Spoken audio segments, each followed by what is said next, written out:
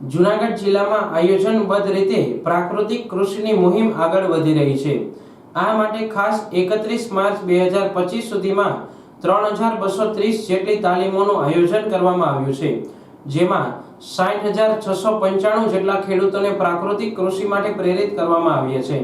આ સંદર્ભે જૂનાગઢ આત્મા પ્રોજેક્ટના ડાયરેક્ટર શ્રી દીપક રાઠોડ જણાવે છે કે ખેડૂતોને પ્રાકૃતિક ખેતીની તાલીમ વધુ સારી રીતે આપી શકાય તે માટે જિલ્લામાં વધુ 50 ક્લસ્ટર બનાવશે।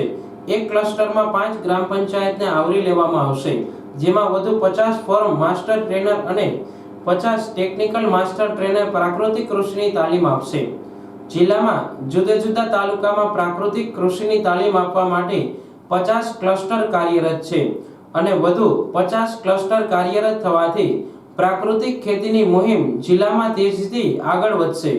ખેડૂતોને પ્રાકૃતિક કૃષિ તરફ વળવા ગામડે ગામડે જઈ વર્ષોથી પ્રાકૃતિક કૃષિ કરતા ખેડૂત એટલે કે ફાર્મર માસ્ટર ટ્રેનર ખેડૂતોને પ્રાકૃતિક કૃષિથી પોતાને થયેલા લાભો અને પ્રાકૃતિક કૃષિ પદ્ધતિ વિશે જાણકારી આપી પ્રાકૃતિક ખેતી કરવા માટે ખેડૂતોને પ્રોત્સાહન પૂરું પાડી રહ્યા છે।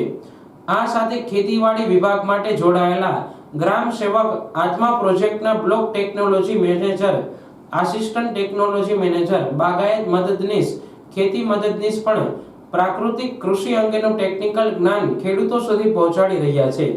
પ્રાકૃતિક કૃષિની તાલીમમાં જરૂરી ડેમોન્સ્ટ્રેશન કરવાની સાથે ખેડૂતોને પ્રાકૃતિક કૃષિના 5 આધાર સ્તંભ જેવા કે જીવામૃત, બીજામૃત, આચ્છાદન, વાપસા અને સહજીવી પાક એટલે કે મિશ્ર પાક પદ્ધતિ વિશે ખેડૂતોને વિગતવાર જાણકારી આપવામાં આવે છે।